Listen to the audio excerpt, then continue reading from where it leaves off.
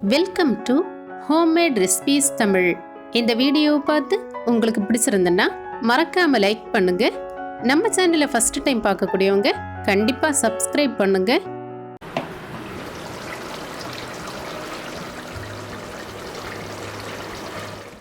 Electric rice cooker வச்சு ஒரு டேஸ்டியான மட்டன் தம் பிரியாணி ரெசிபி தான் இந்த வீடியோவில் நம்ம பார்க்க போகிறோம். இப்போ இந்த ரைஸ் குக்கர் இல்லாத வீடே இல்லைன்னு சொல்லலாம். அந்த அளவுக்கு எல்லா வீட்லேயுமே இந்த ரைஸ் குக்கர் இருக்கும். ஆனால் ஒரு சில பேருக்கு இந்த ரைஸ் குக்கரை யூஸ் பண்ணுறதுக்கு தெரியாமலேயே அப்படியே வீட்டு பரன் மேலே போட்டிருப்பாங்க. இன்னும் நிறைய பேர் டெய்லி யூஸ் பண்ணக்கூடியவங்களும் உண்டு.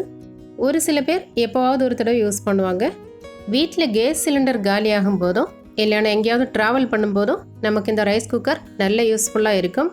ரைஸ் குக்கரில் சமைக்கிறதுக்கும் கேஸ் ஸ்டவ்வில் சமைக்கிறதுக்கும் குக்கிங் டைம் எல்லாம் ஒரே டைம் தான். நமக்கு சமையல் நேரத்தை எல்லாம் மிச்சப்படுத்த முடியாது. இப்போ இந்த மட்டன் பிரியாணி ரெசிபி எப்படி செய்கிறதுன்னு பார்க்கலாம் வாங்க. இப்போ இந்த மட்டன் பிரியாணி செய்கிறதுக்கு எல்லா பொருட்களையும் நான் ரெடியாக எடுத்து வச்சுருக்கேன். 1/2 கிலோ மட்டனுக்கு 1/2 கிலோ பீட்டி ரைஸ் வச்சு தான் இந்த மட்டன் தம் பிரியாணி நம்ம ரெடி பண்ண போகிறோம். இதுதான் என்னுடைய எலக்ட்ரிக் ரைஸ் குக்கர். இந்த ரைஸ் குக்கர் வாங்கி கிட்டத்தட்ட 10 வருஷம் இருக்கும். அடிக்கடி நான் எடுத்து இந்த மாதிரி யூஸ் பண்ணிவிட்டு கிச்சன் பரன் மேலே தான் நானும் போட்டு வச்சுருப்பேன். அதுக்கு காரணம் என்னென்னா என்னுடைய கிச்சன் கவுண்டர் டாப்பில் போதுமான இட வசதி இல்லாததுனால தான். இப்போ எல்லா ரைஸ் குக்கர்லேயுமே இதே மாதிரி ஒரு பாத்திரம் இருக்கும். இந்த பாத்திரத்தில் தான் நம்ம சமைக்க போகிறோம். சமைக்கிறதுக்கு முன்னாடி இதில் ஒரு பட்டன் இருக்கும். இந்த பட்டனை நாம குக்கிங் மோடில் ஆன் பண்ணி வைக்கணும். ஆனால் இந்த ரைஸ் குக்கரை நம்ம ஓப்பன் பண்ணி வச்சுட்டு குக்கிங் மோடை ஆன் பண்ணினோம்னா ஆன் பண்ண முடியாது. அதனால் இந்த மூடியை க்ளோஸ் பண்ணி வச்சுட்டு இந்த பட்டனை ஆன் பண்ணி விட்டுட்டு குக்கிங் மோடில் வச்சு நம்ம இந்த சமையலை ஆரம்பிக்க போகிறோம். குக்கிங் மோடை ஆன் பண்ணி விட்டுட்டு இந்த பாத்திரத்தில் 3 டேபிள் ஸ்பூன் போல் நெய் சேர்க்கலாம். இனி அடுத்ததாக 3 டேபிள் ஸ்பூன் போல் தேங்காய் எண்ணெய் சேர்க்கலாம்.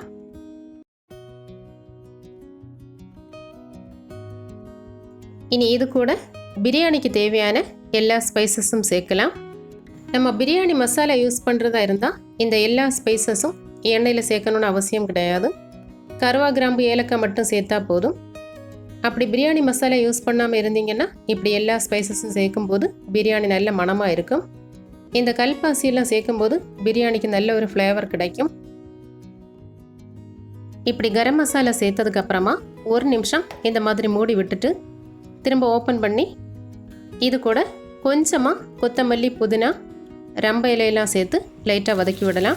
இது கூட 3 பச்சை மிளகாயும் சேர்த்துருக்கேன்.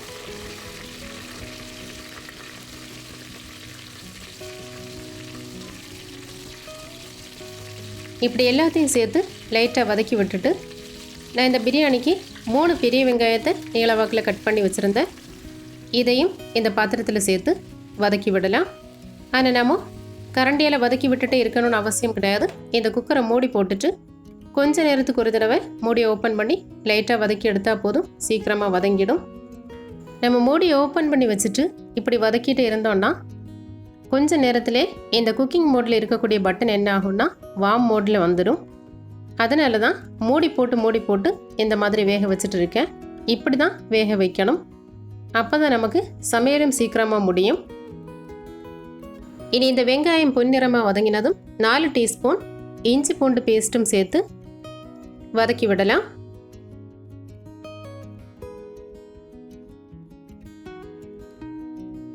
இஞ்சி பூண்டு பேஸ்ட்டோட பச்சை வாசனை போகிற அளவுக்கு இப்படி லைட்டாக வதக்கி விட்டுட்டு இனி இது கூட 3 தக்காளியை நீளவாக்கில் கட் பண்ணி சேர்க்கலாம்.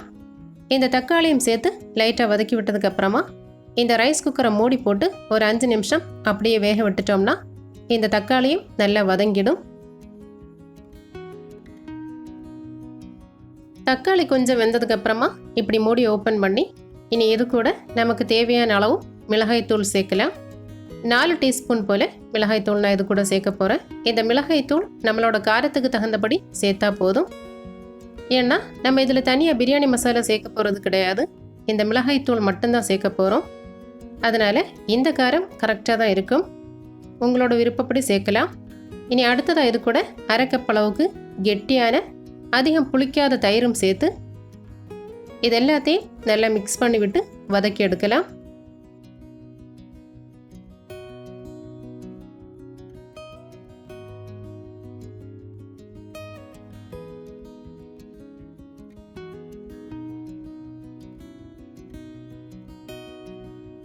மிளகாய் தூள் தயிரெல்லாம் சேர்த்து நல்லா வதக்கி விட்டதுக்கு அப்புறமா இனி இது கூட நம்ம கழுவி வச்சுருந்த 1/2 கிலோ மட்டனே இது கூட சேர்க்கலாம்.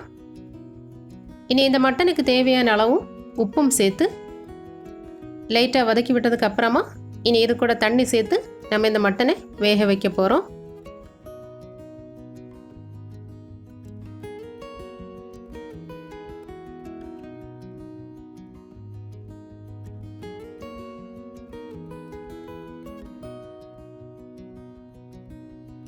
மட்டனை சேர்த்ததுக்கு அப்புறமா இந்த எண்ணெயிலே கொஞ்சம் லைட்டாக இந்த மாதிரி வதக்கி விட்டுட்டு அதுக்கப்புறமா தண்ணி சேர்க்கலாம். மட்டன் வேகிறதுக்கு தேவையான அளவும் தண்ணி சேர்த்து எல்லாத்தையும் ஒரு தடவை கலந்து விட்டதுக்கு அப்புறமா இந்த ரைஸ் குக்கரை மூடி போட்டு வேக விடலாம். மட்டன் நல்லா குக் ஆனதுக்கு அப்புறமா மூடியை ஓப்பன் பண்ணி நம்ம இது கூட ரைஸும் சேர்த்து தம் போட்டு எடுக்க போகிறோம். இப்போ இந்த கிரேவிலேயே நம்ம ரைஸுக்கும் தேவையான அளவு உப்பு சேர்க்குறதா இருந்தால் இப்போவே சேர்க்கலாம். அப்படி இல்லைன்னா ரைஸ் சேர்க்கும்போது தேவையான அளவு உப்பு சேர்த்தா போதும். ஒரே அடியாக அப்படியே வேக விடாமல் அடிக்கடி இந்த மாதிரி மூடி ஓப்பன் பண்ணி பார்த்துட்டு தண்ணியோட அளவெல்லாம் எப்படி இருக்குன்னு செக் பண்ணி பார்க்கலாம். நம்ம கேஸ் ஸ்டவ்வில் சமைக்கும்போது பாத்திரத்தோட மூடி ஓப்பன் பண்ணி பார்க்குறது மாதிரி இந்த ரைஸ் குக்கர்லேயே நம்ம மூடி ஓப்பன் பண்ணி பார்க்க முடியும். மூடி ஓப்பன் பண்ணி பார்த்து கரண்டியில் எப்படி ஒரு மிக்ஸ் கொடுத்துட்டு அப்படி நமக்கு தண்ணி தேவைப்பட்டதுன்னா தண்ணி சேர்த்து வேக விட்டால் போதும். இப்போ இந்த மட்டன் 3/4 பாகம் வெந்தாச்சு. இனி இதை மூடி போட்டு இன்னும் கொஞ்சம் கூட வேக விடலாம். அந்த டைமில் நாம் அரிசியை கழுவி எடுக்க போகிறோம். இன்றைக்கி நான் 1/2 கிலோ அளவுக்கு பீட்டி ரைஸ் எடுத்திருக்கேன். இதை ஃபஸ்ட்டு நல்லா சுத்தமாக கழுவி எடுக்கலாம். இனி கழுவி எடுத்த இந்த அரிசியிலேருந்து தண்ணியெல்லாம் வடிகட்டி அப்படியே வச்சுருக்கேன். இது ஒரு பக்கம் இருக்கட்டும். இப்போ இந்த மட்டன் நல்லா குக் ஆயாச்சு. நல்லா குக்கானதும் இந்த மாதிரி தண்ணியெல்லாம் வற்றி எண்ணெய் பிரிஞ்சு இப்படி இருக்கும். இனி இந்த ரைஸை நாம் இந்த கிரேவியில் போட்டு இந்த பிரியாணியை தம் போட்டு எடுக்கணும். நம்ம பொதுவாக கேஸ் ஸ்டவ்வில் வச்சு தம் பிரியாணியெல்லாம் ரெடி பண்ணும்போது ரைஸை தனியாக ஒரு பாத்திரத்தில் வேக வச்சு வடிகட்டி எடுத்து இந்த கிரேவியில் போட்டு தம் போட்டு எடுப்போம்.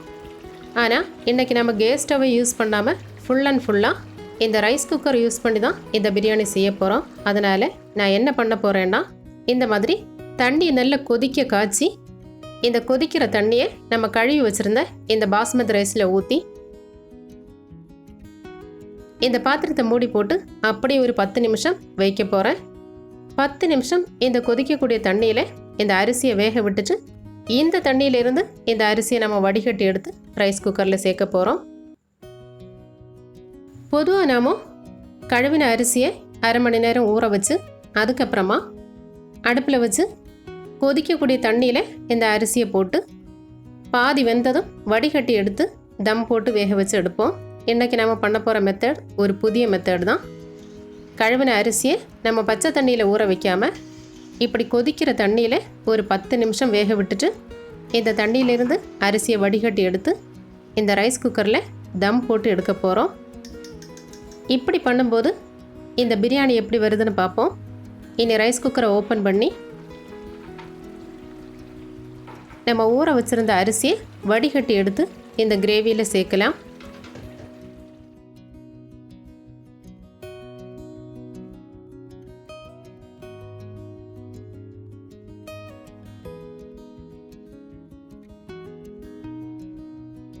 அரிசியை ஃபுல்லாக சேர்த்ததுக்கு அப்புறமா நம்ம பொதுவாக பாத்திரத்திலெல்லாம் வச்சு பிரியாணியெல்லாம் வைக்கும்போது இந்த மாதிரி தம் போடும்போது அரிசியும் இந்த கிரேவியில் இருக்கக்கூடிய தண்ணியும் ஒரே லெவலில் இருக்கிறது மாதிரி தான் நம்ம வச்சுருப்போம். ஆனால் ரைஸ் குக்கரில் அப்படி கிடையாது. இந்த ரைஸுக்கு மேலே தண்ணி இருக்கிறது மாதிரி வேக விடணும். ஏன்னா சீக்கிரமாக இந்த தண்ணி வற்றிடும். அப்படி உங்களுக்கு தண்ணி வற்றி போச்சுன்னா திரும்ப தண்ணி தேவைப்பட்டால் கொதிக்கிற தண்ணியை தேவையான அளவு இந்த ரைஸில் சேர்த்தா போதும். இனி கடைசியாக இதில் இந்த ரைஸுக்கு தேவையான அளவு உப்பு சேர்க்குறதா இருந்தால் இந்த டைமில் சேர்க்கலாம். இது கூட 1/4 டீஸ்பூன் போல் பைனாப்பிள் எசன்ஸும் கொஞ்சமாக ரோஸ் வாட்டரும் கொஞ்சம் புதினாவும் சேர்த்து லைட்டாக இப்படி மிக்ஸ் பண்ணி விட்டுட்டு மூடி போட்டு வேக விடலாம். ஒவ்வொரு அரிசிக்கும் தண்ணியோட அளவு மாறுபடும். அதுலேயும் நம்ம ரைஸ் குக்கரில் சமைக்கும்போது தண்ணியோட அளவு நமக்கு கொஞ்சம் கன்ஃபியூஸாகவே இருக்கும். அப்படி ஒருவேளை இந்த ரைஸ் வேகாமல் சீக்கிரமாக தண்ணி வற்றி போச்சுன்னா பயப்பட வேண்டாம்.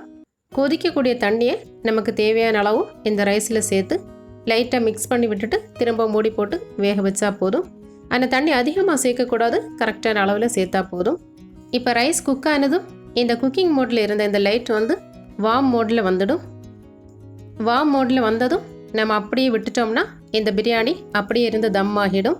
இப்படி வார்ம் மோட்லே அப்படியே வச்சிட்டோம்னா நம்ம சாப்பிடும்போது நல்லா சூடாக எடுத்து சாப்பிட முடியும். ரைஸும் நல்லா சாஃப்டாக குக் ஆகி இருக்கும். இப்போது நம்ம சேர்த்த தண்ணியோட அளவெல்லாம் கரெக்டாக இருக்குது. பிரியாணியும் நல்லா சூப்பராக குக் ஆகி இருக்குது. நான் இப்போது இந்த பிரியாணியை ஃபுல்லாக ஒரு தடவை மிக்ஸ் பண்ணி விட்டுட்டு மூடி போட்டு அப்படியே வைக்க போகிறேன். சாப்பிடும்போது எடுத்து பரிமாறினா போதும், நல்ல சூடாகவே இருக்கும்.